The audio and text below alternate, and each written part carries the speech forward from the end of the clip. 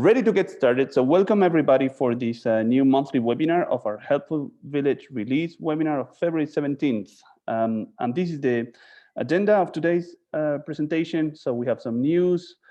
And the news include some announcements we're making for the learning experience about how to make it easier to learn about Helpful Village. So I think that would be very helpful for everybody. We have a list of reminders, things that all village should know, but we go quickly over those. There are release improvements for February. Those are the changes we did to the software this month. We have a quick demo and then a discussion about next priorities. So let's get started with the news. First news is that we're happy to welcome 2 new villages this month to the Helpful Village family of customers. One is Capitol Hill Village in Washington, D.C. And the other one is Energized Clinton County in Wilmington, Ohio, which is very close to Columbus, Ohio. So I don't know if they're on the call, welcome. And if they're not on the call, still welcome. These are the other news we wanted to discuss about is about the learning experience update. So we have been listening to our customer base.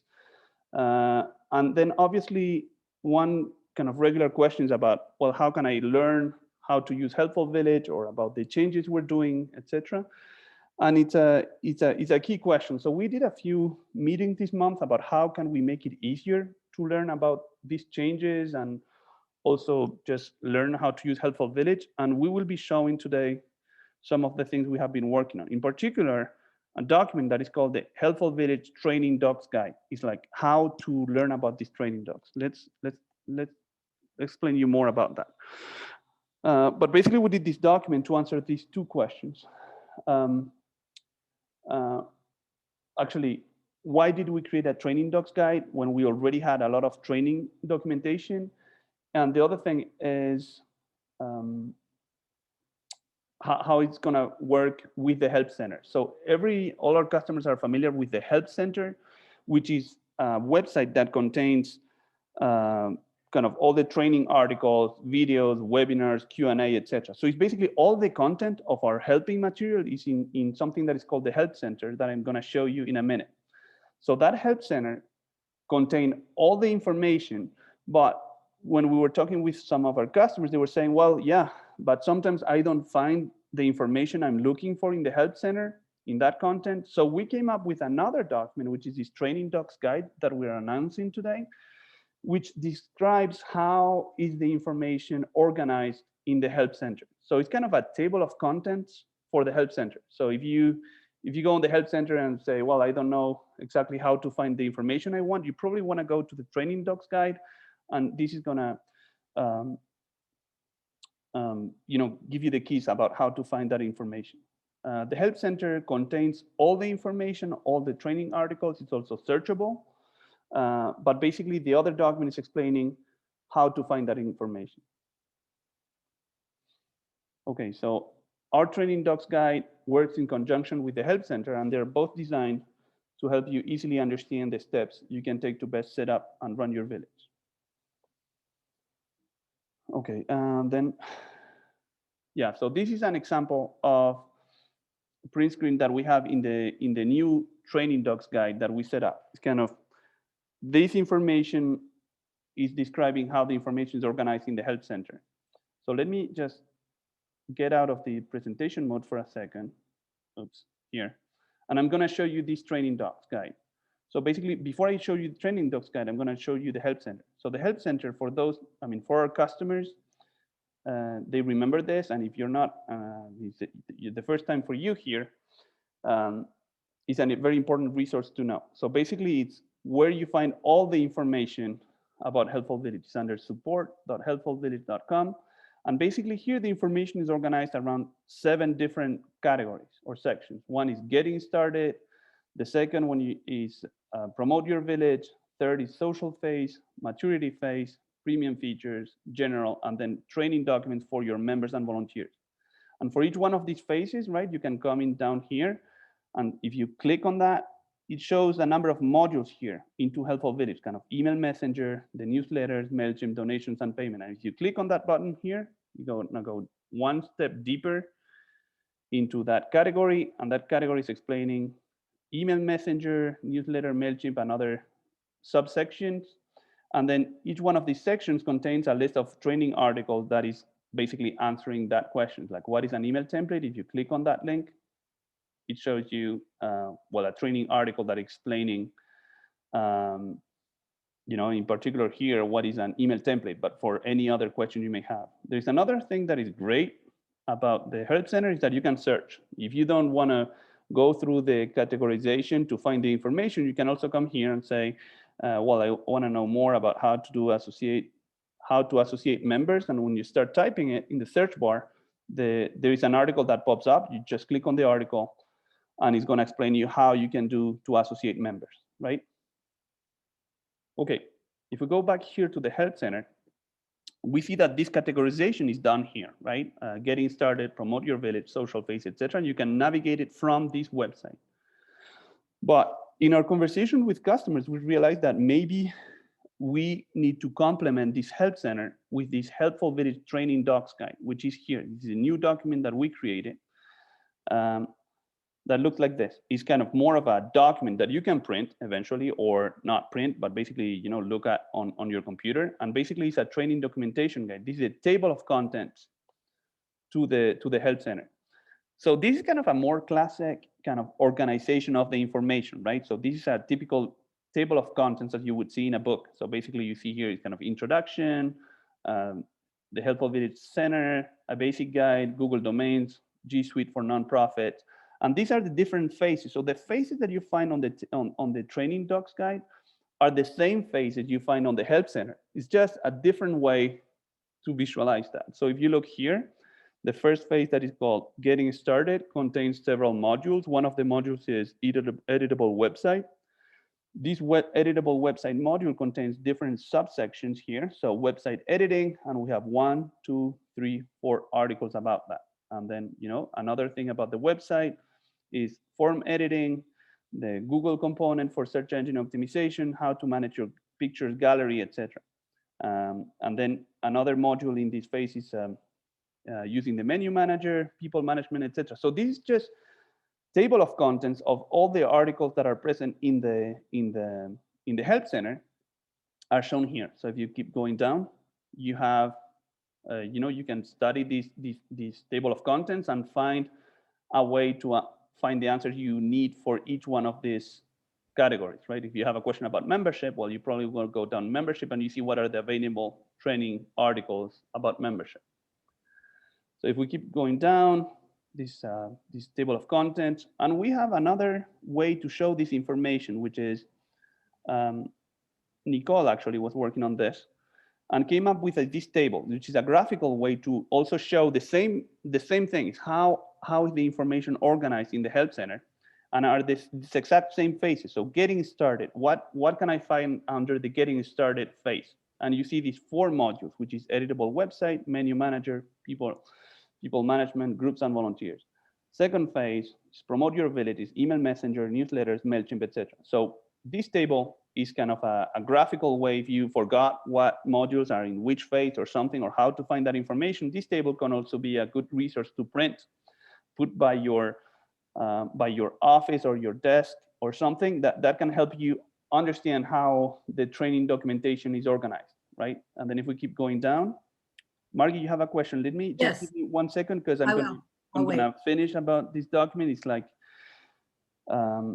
okay, so I'm coming back to you. So basically, if we're here in the table of contents, right? And you say, okay, I have a question about the editable website, the website editing. So this is, you can click on the table of contents here, and this is going to take you down to the heart of, to this document, right? That is organized like this.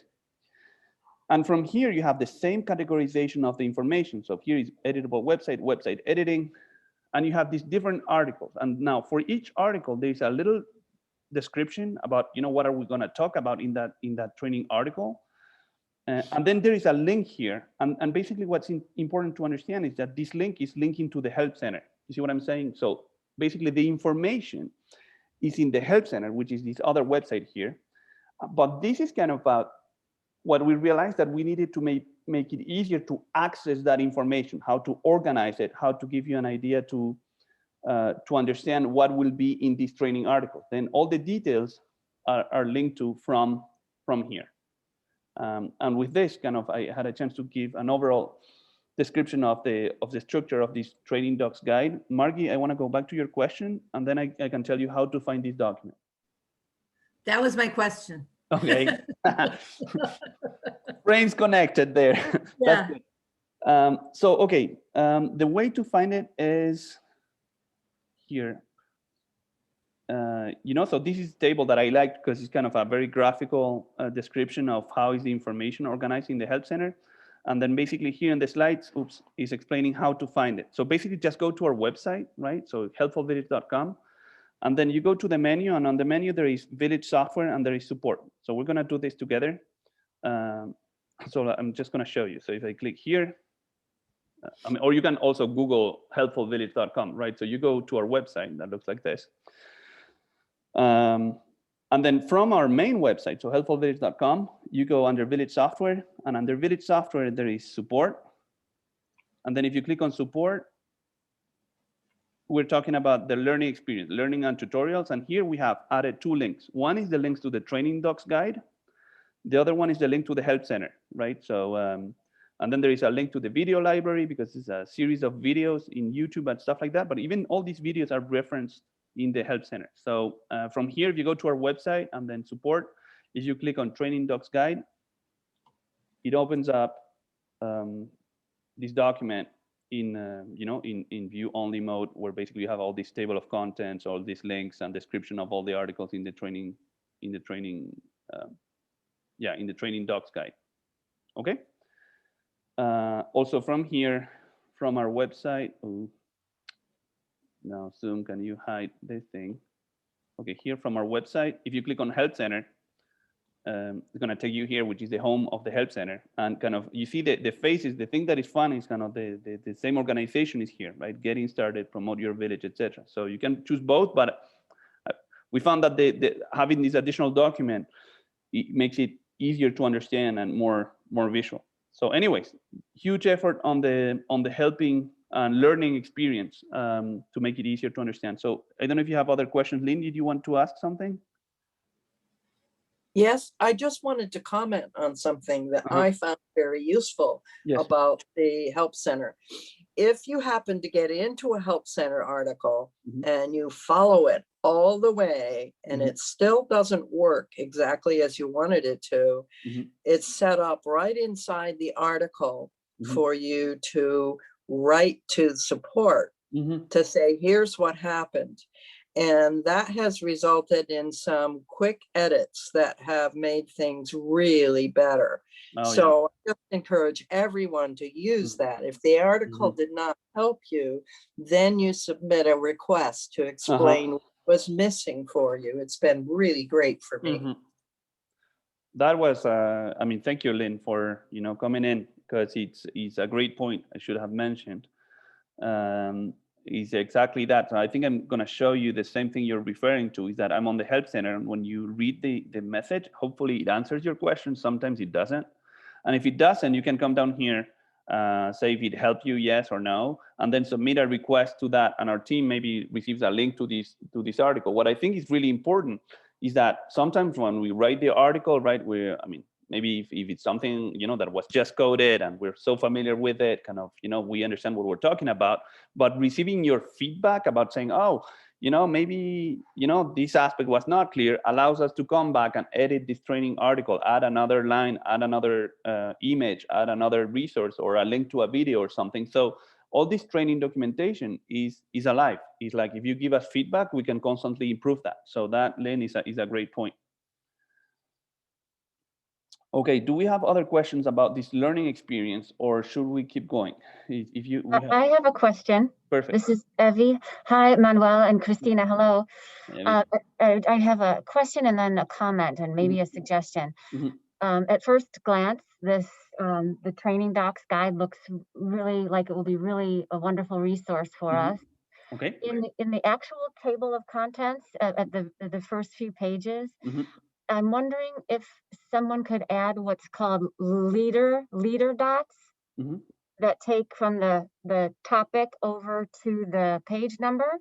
just visually, it aligns. You mean these little dots from here to there? Okay, cool. Yeah. Leader dots. And then I had a question about the support.helpfulvillage.com page.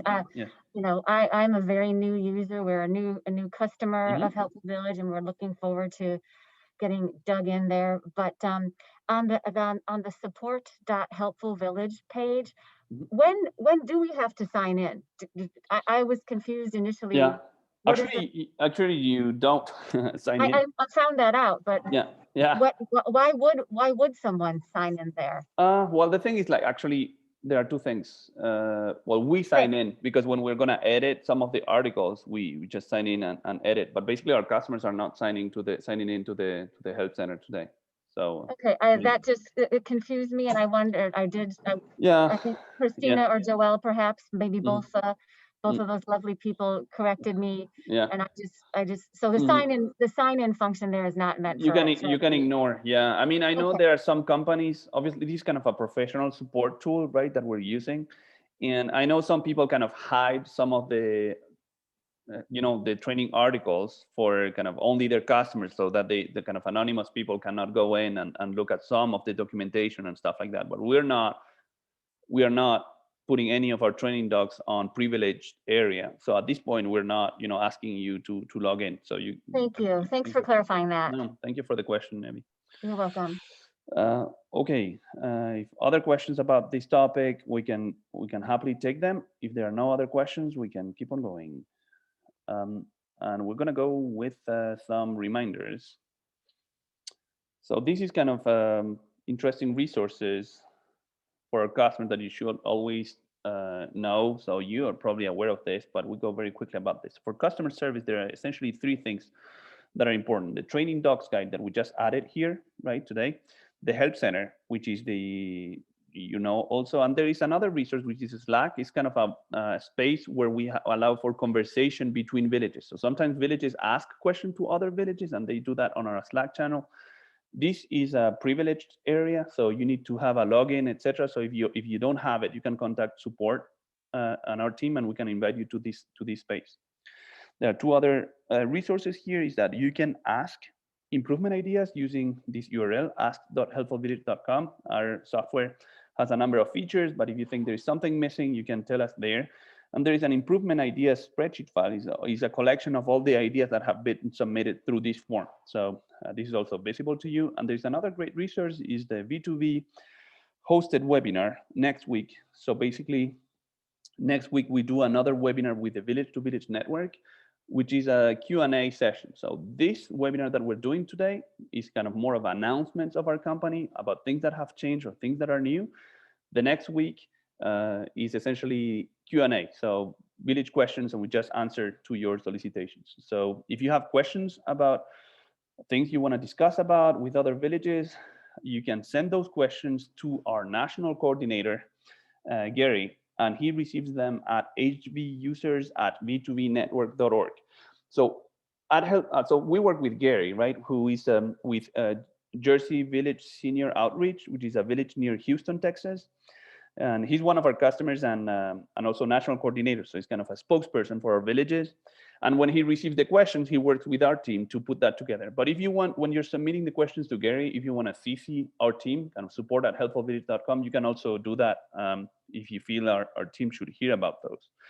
But Gary is essentially the moderator of that meeting. So he will prioritize questions, organize the questions and stuff like that. So he's the boss for next week's session. So you should definitely contact him on this email address.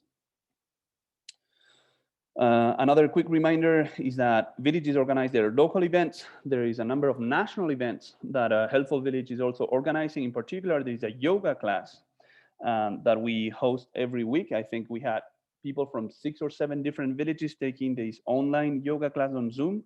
If your village wants to offer this yoga class to your members, you don't have to pay anything. It's no cost for your village. It's additional programming for your calendar, easy and secure to join. Now the event is a paying event because we need to pay the instructor, but essentially there's no cost for the village.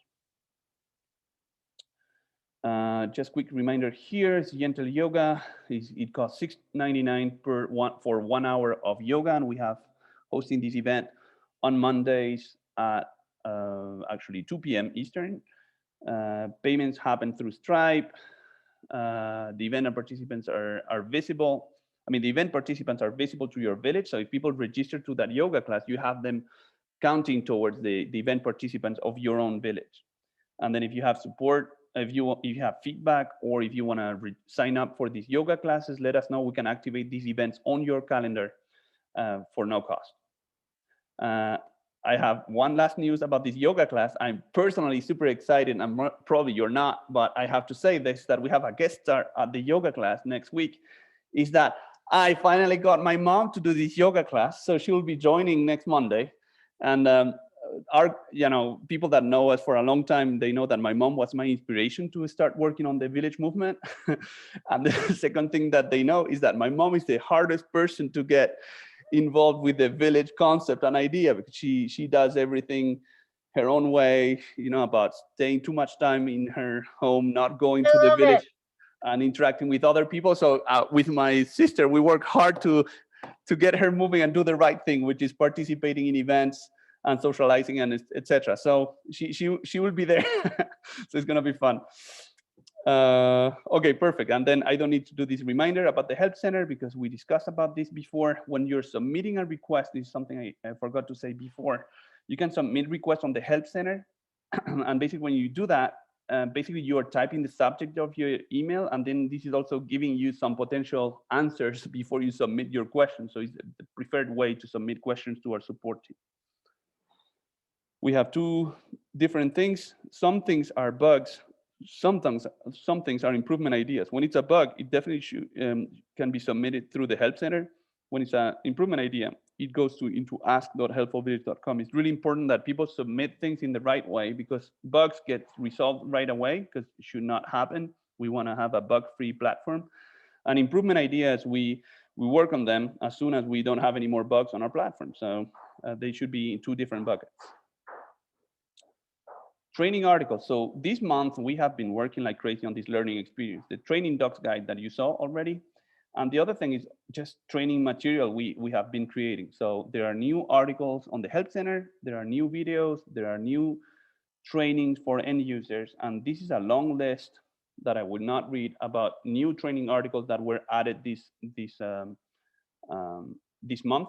The webinar we're doing today is being recorded. So you can watch, and read this list after our meeting. Just if you don't, this is, these are our, if you don't know how to find the video recording, contact our team and we can send you a link to the video recording. It's on our YouTube channel. It's easy to find, but basically it's a ton new training docs, training videos that have been added, how to use the help center. There is a video for that. So our team has been working super hard on the learning experience, including some articles. Essentially the 6 categories on the top are for village admins.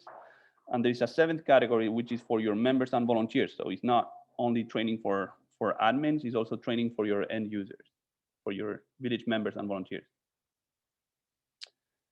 Whew, okay, that was for the reminders. And now we're gonna go into the improvements and changes we have done this month.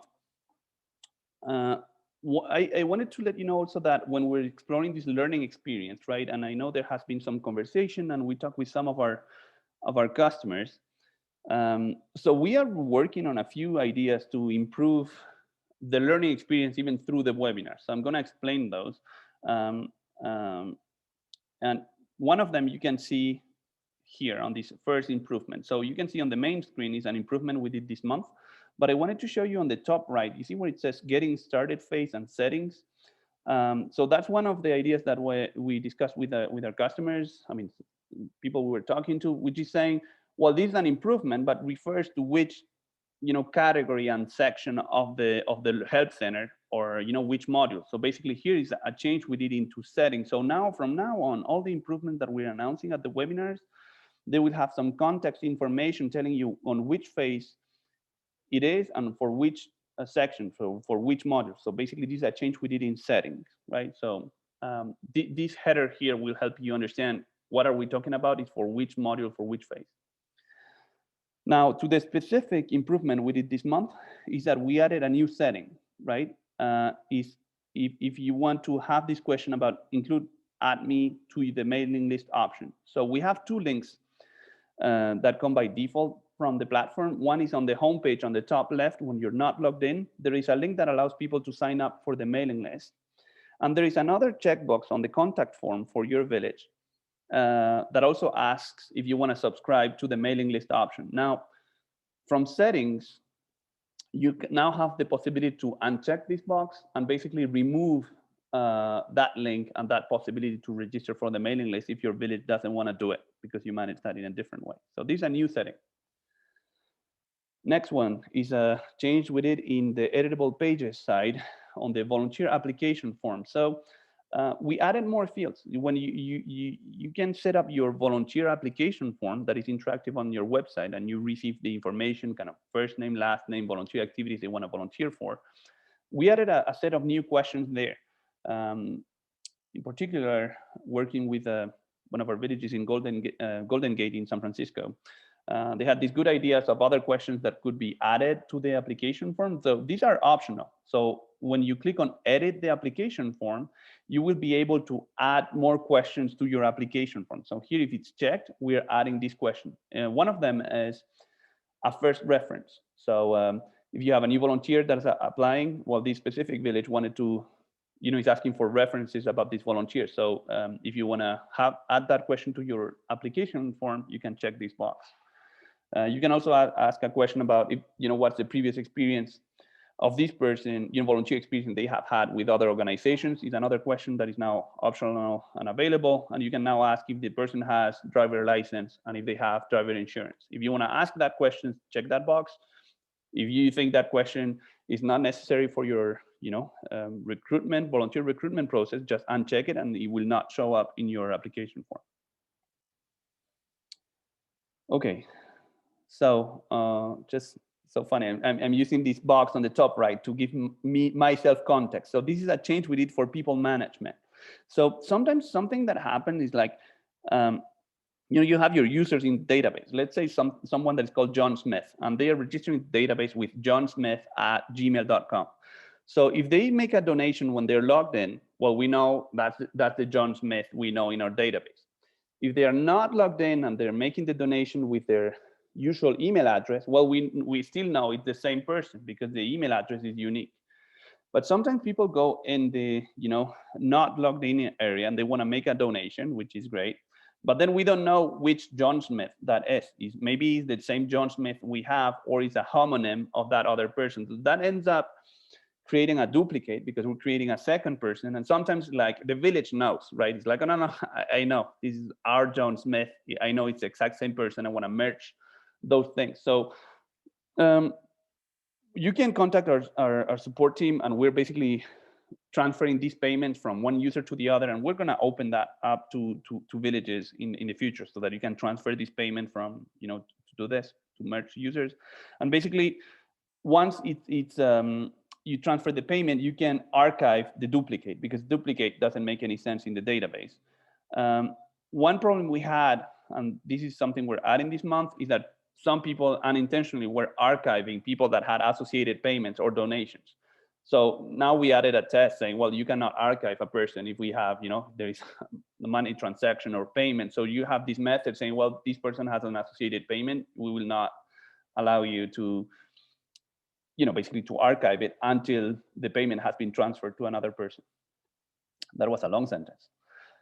Okay, now we are discussing about a change we did in the editable website. It says email messenger because it's available in both. It's available in the email messenger and the web editor. Basically, now when you go to the web editor on the website, there is this insert button, right? And now it allows you can click here on insert template and allows to add a web template that you can define for your village.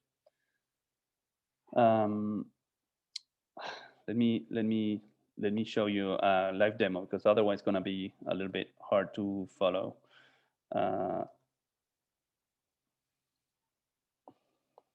So if we go here, admin, settings, and when you're in settings, you can define these web templates, right? So web templates is an area where you can click in here and you can define, for example, a new web template that makes sense is like you can create a footer for your website. Here you can say, well, this is my footer information that I want on all my pages and stuff like that. And my footer contains, I don't know, a line like this.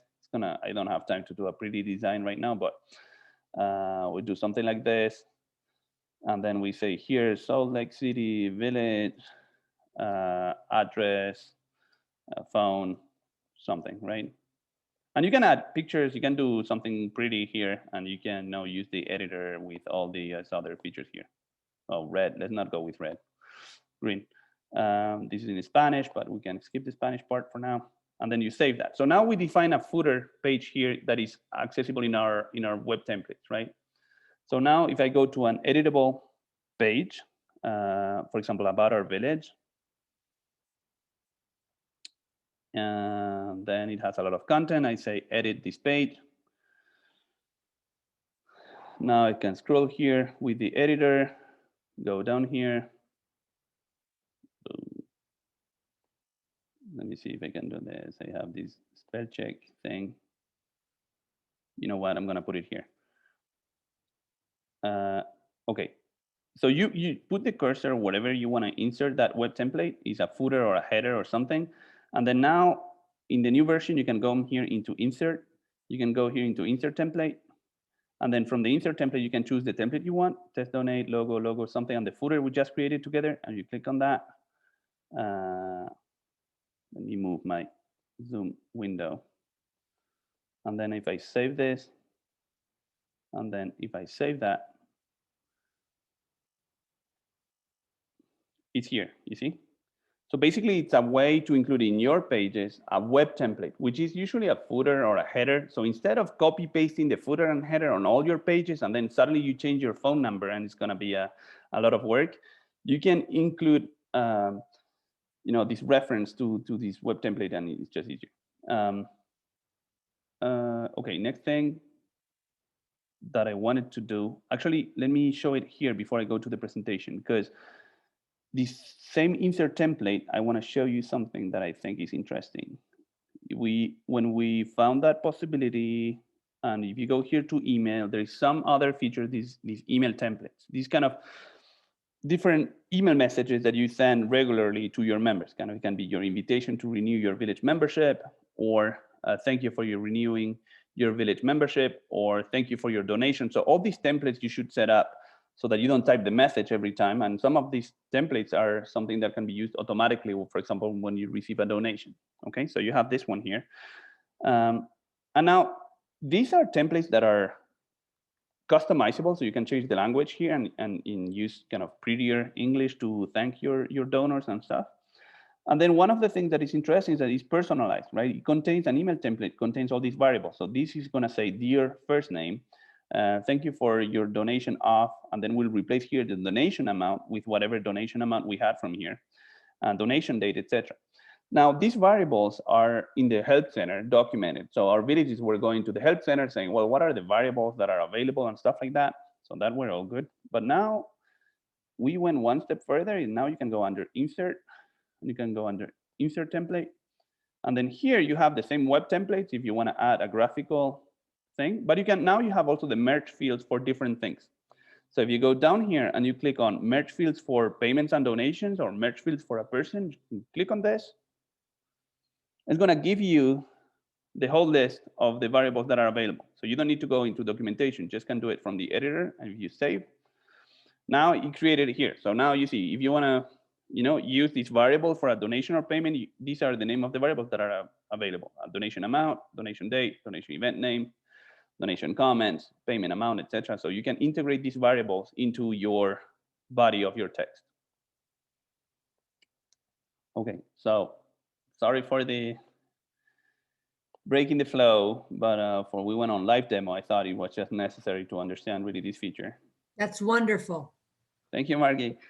It's kind of funny because I don't know if it was you, Margie, or someone else, but just we got from a village saying, I clicked on insert template and it's not showing up. It's like, you're right, this should be there. And then we connected it in the right way. So coming back from ideas from villages, really.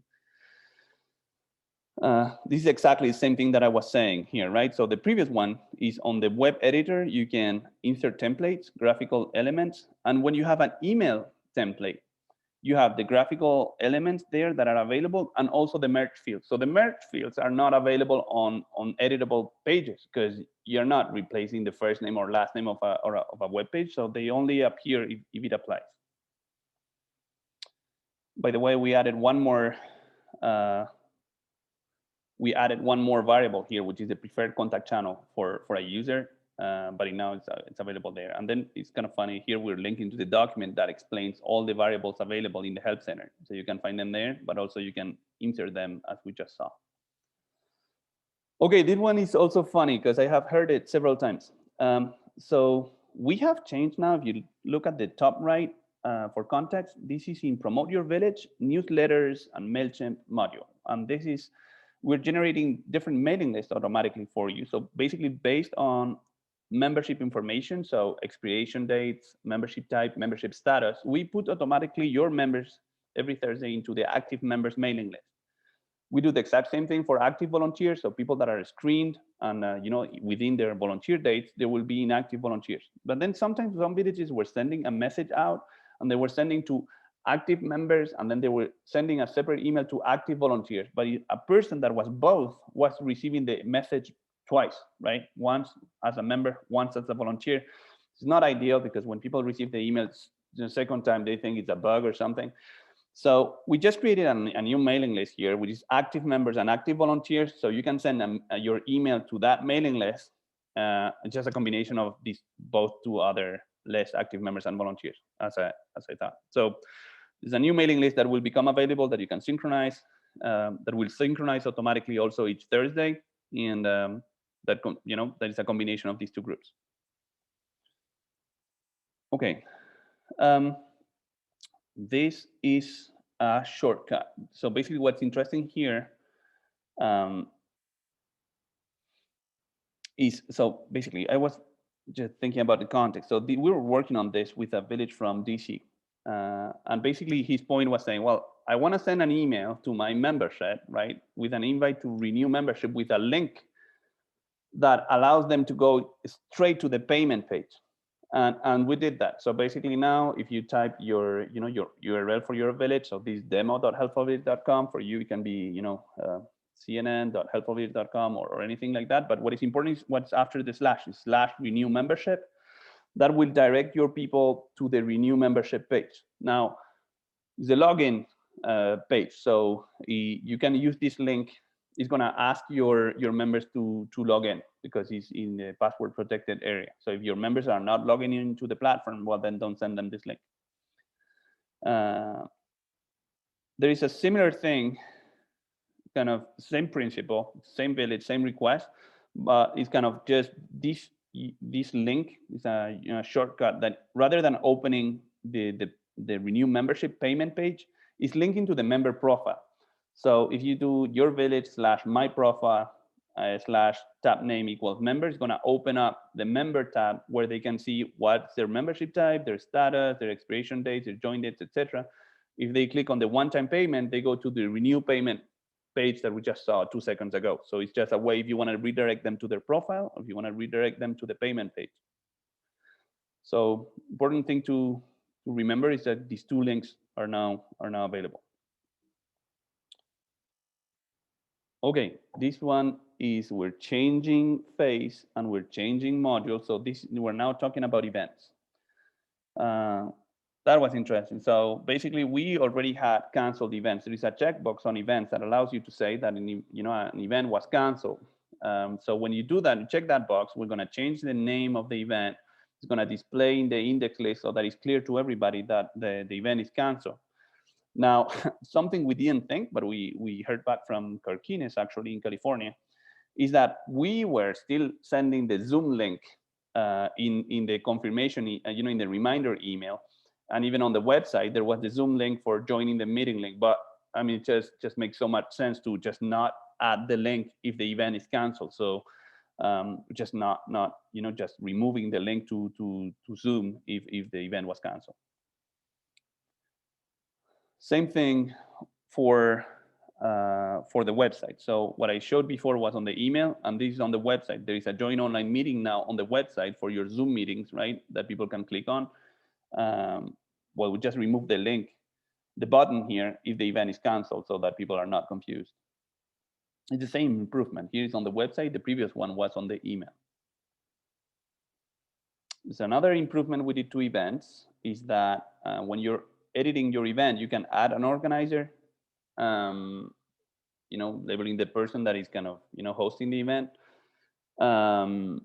But we just added this link here that allows to remove the organizer. So before you could add one and you can replace your organizer with a different person, but there was no way to remove it. Now just an extra button here to remove the organizer.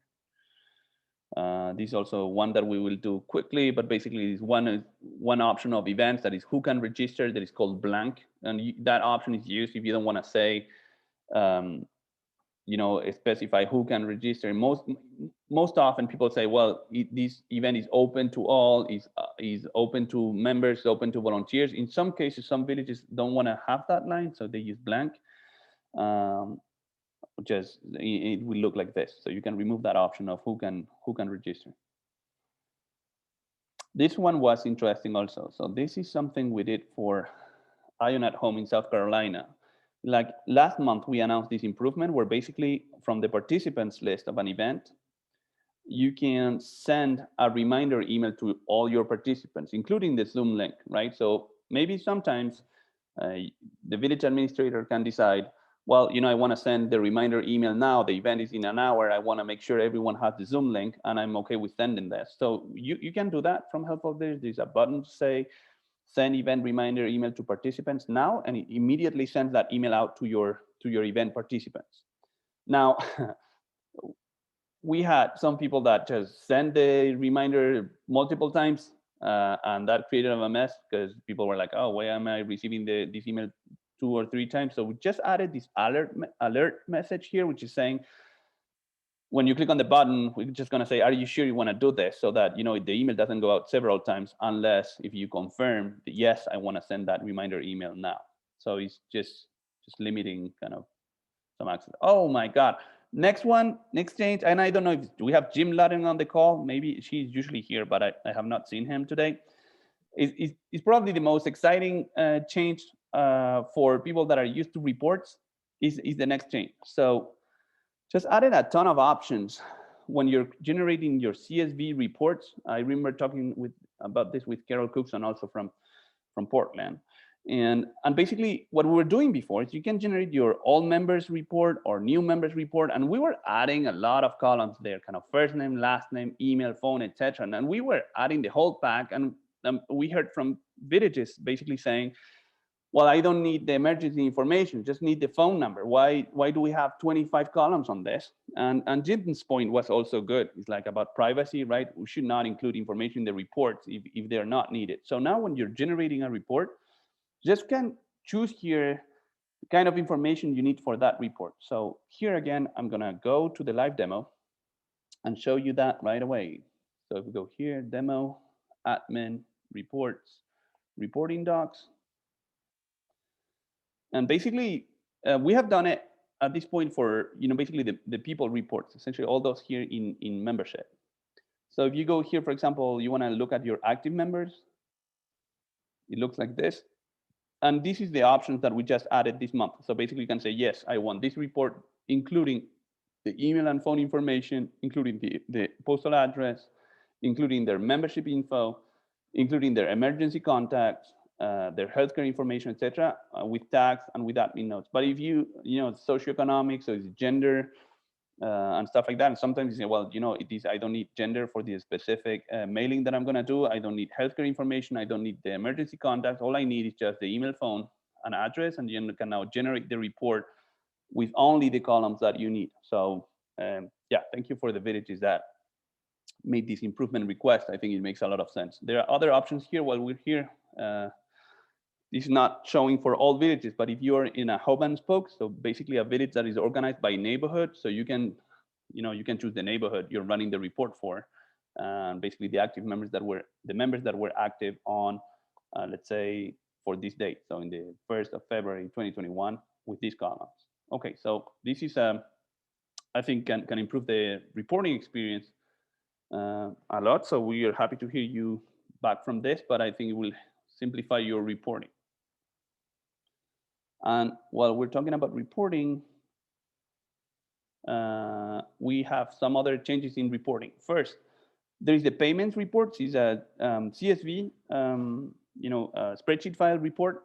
Just added one column there, which I think makes sense and is easy. It's just a membership column. So when you have people that are making payments and stuff like that, you will be able to know, well, if they're members and what's the status of their membership, right? So sometimes, because I know people were receiving payments for membership dues, etc., and they wanted to know, okay, I received this amount for renew membership, but what membership, type or package is this person in? And basically we add that column. So I think that can be very helpful. We added another column also, which is a preferred contact channel. People can say they prefer to be contacted by email, home phone, or cell phone, etc. That's also now available on the people reports. Another change in reports is when you're accepting donations, there is one column where you can have a fundraising campaign and you're accepting donations. You can associate that fundraising campaign associated with one event. People can donate during one event and you have this information captured in your reports. Yeah, so this one is also a change in the interactive reports we offer in the general page of reporting. Basically, we're reporting on minutes of volunteer work, and it should be hours. So we just changed minutes to hours, which is much more comprehensive. Now, this is not reports anymore. This is service requests. And in service requests, you have the possibility to set service request to status, different status, open, matched, completed, and stuff like that. There is one status that is deleted. And deleted should be used when it should not have been created in the first time, and it's kind of not counting to your reporting, not counting to anything, but still there. Basically, we were talking with one village that was still annoyed that they were there showing, even if they were deleted. So we just added a button that allows you to, you need to set it to delete it first, and then second, you have the superpower of permanently delete. If you do that, we cannot bring that back, that request. So you can decide what you want to do with your training for your, service request manager. Yeah, so if you need to know if you permanently delete, we will not be able to find it in the database anymore. We're deleting for real. Okay, so that's the list of improvements. Before we move on to the next chapter, I just wanted to let you know that, basically we have been working on this learning experience, and there are still a few steps we're gonna take to facilitate it, not only on the training docs that we showed before, also on the webinars, because there is a lot of content, right? So we have received a lot of ideas from villages, and we understand that villages need to adapt to a new situation. So we need to do these improvements, but we want to make them easier for you to understand what are these changes about, how to learn about those. So we are thinking about other measures. Another thing that we will do, so we are adding context. Another thing we will do probably from now on is give an agenda of the webinars ahead of time, so that you have an idea of the improvements we will be talking about, so that if you have questions, you can think about those before we do the webinar. So we're working about some ideas of the, around the learning experience. If you have suggestions or something, please let us know, because it's a very serious topic. We want to make it super easy to learn how to use Helpful Village and how to follow the webinar. Okay, perfect. Now with this, I want to show what are the new current priorities. So these are some changes that were suggested by villages, and I really want to get to this. So this month we were a little busy with the learning experience, but really for next month, I really want to work hard on these improvements, because we have been thinking about those for a while. So these are kind of the most popular village requests at this point, and is what's on my to-do list for the tech side. So is adding a report that's going to add up the hours for service requests, hours, and check-ins, so that you have in one report all the hours that have been done by volunteers. When I enable the folders and subfolders in the documents library, the possibility to delete in bulk reports in the documents library, actually documents in the documents library, not only reports. We added some design features with the template, as you saw today in the webinar, but we're gonna do more. We wanna give you more style options to, do different things and more styles with your website. There's another delete of past emails if you don't want to have them anymore. We're working on a newsletter editor. So most of villages were doing their newsletter as a PDF document that is accessible on the website. In some cases, we want to offer them the possibility for villages to have that newsletter also in HTML, which is a website with a website editor format. So you will be able to choose if you want to go with PDF, or if you want to go with the HTML version. And then the last one is in the last position, because I also wanted to basically ask you for feedback, because it's a topic we will be working on next month. Is about donations. So if you have been using the software and you always thought, oh, there is this thing about donations that I have always wanted or something, is a perfect moment to let us know about that, because we'll be working on that for next month. We have a few ideas we're working on, but sometimes you have other ideas. It's good to add all those features that are within one module at the same time. So please feel free to go back to support, suggesting ideas about donations. It's a perfect moment to do that.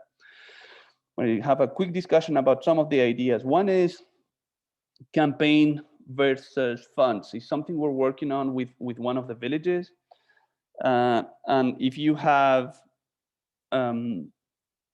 questions or experience in donation, please let us know about this. The way the change we're going to do is that funds is more like, what are those the donation dedicated to, right? Is that for a scholarship fund? Is that for an events fund? Is that for an event or a fund of something?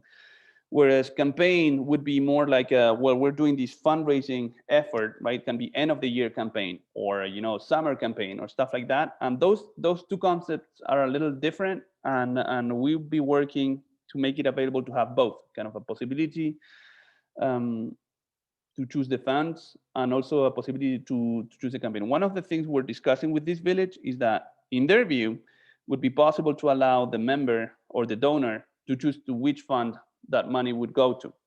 And we had an inclination, but basically if your village operates in a different way or you see potential problems, we're basically saying, well, for our village it makes more sense that we operate in a different way. Please let us know. And there is another improvement we're going to be doing towards donations, is it just allow the donor to pay for processing fees when they do a donation. So today there is Stripe fees and Helpful Village fees with for the payment processing fees, etc. We want to add a checkbox there that says, well, the donor at the same time that is donating $100, we're going to ask him, well, would you want to add $2 or $3 or $4, whatever the amount is, so that you cover the processing fees and the village doesn't need to pay for those. And as I said, if you have other ideas around donations, please let us know. It's a perfect timing for that. With that, we come to Q&A. So we're back to you. If anyone has questions, if anyone has to leave, they can leave, but I'll be around for Q&A now. There is a specific Q&A session next week with Gary. So if your question is a very long question or a question we need to deal with in detail, I think it's better to send it by email and we'll discuss that one next week. If it's a question about today's presentation, the learning experience or the donation thing, I think we could ask them today. So that being said, please feel free to unmute yourselves, and we're all ears.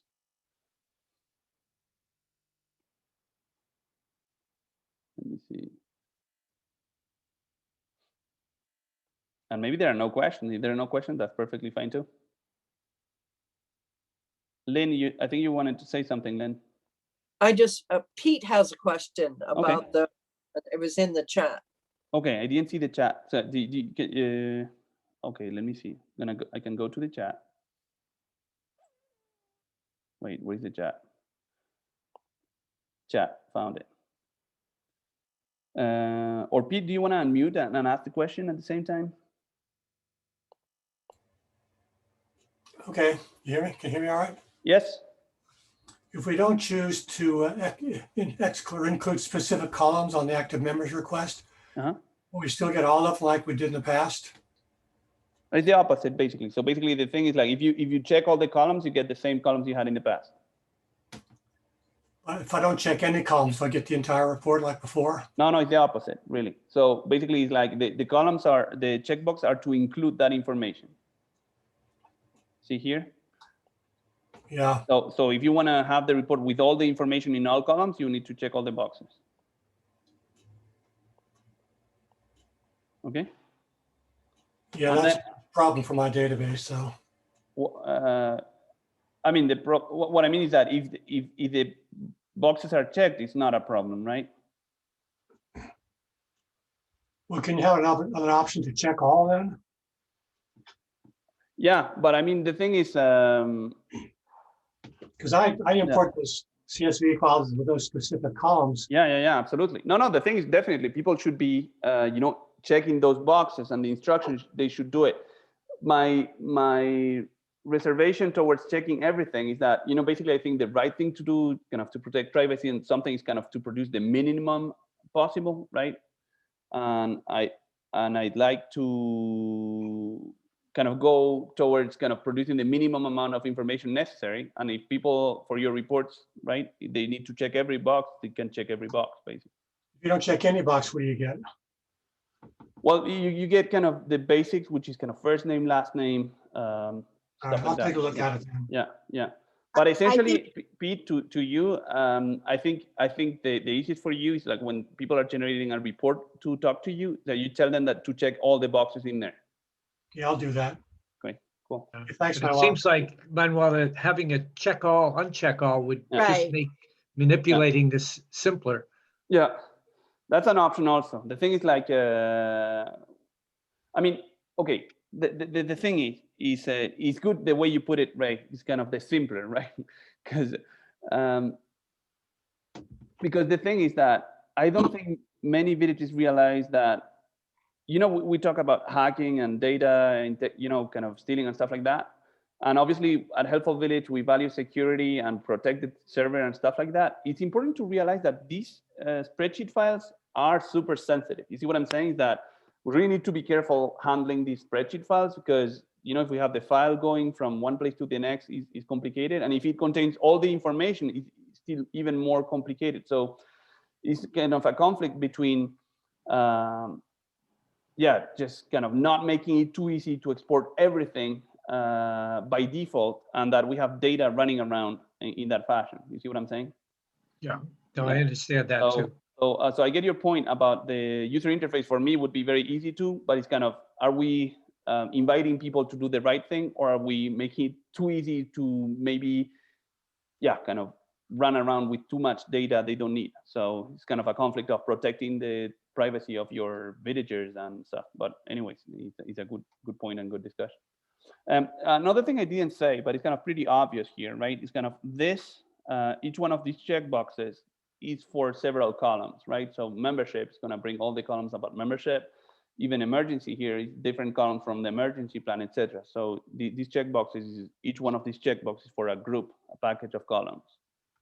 So we check all the boxes, we get the same format we used to get then? Yeah. Probably, Pete, I don't know if it's important to you to have the order of the columns, because I know we changed the order of the columns.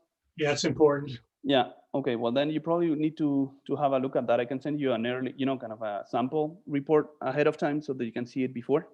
Yeah, that'd be great. But because the thing is like we changed the order because when we're grouping, we wanted to put the group all together, right? So it's just, I use CSV files individually mapped, so I'll have to remap them. Yeah. Okay. So I can, I can send you a sample early before we deploy. The other thing we didn't say before, but our customers know, is that the new version goes on the server this weekend, right? So for a couple of days, it changed. You don't see it, and then this weekend the new version goes on the server. Okay. Thank you. Perfect. Thank you, Pete. I don't know if we have other questions or there was something else in the chat we should discuss, because I when I'm talking, I don't see the chat. So. But if there is nothing else, I think it's I think it's been a great webinar today, and I'm looking forward to seeing you next week. Don't forget to get Gary in the loop I don't know how is Houston doing for the winter storm and stuff like that. So, but hopefully next week he'll be fully functional. Okay, everybody. Bye-bye. Have a good week. Bye. Thank you. Bye-bye.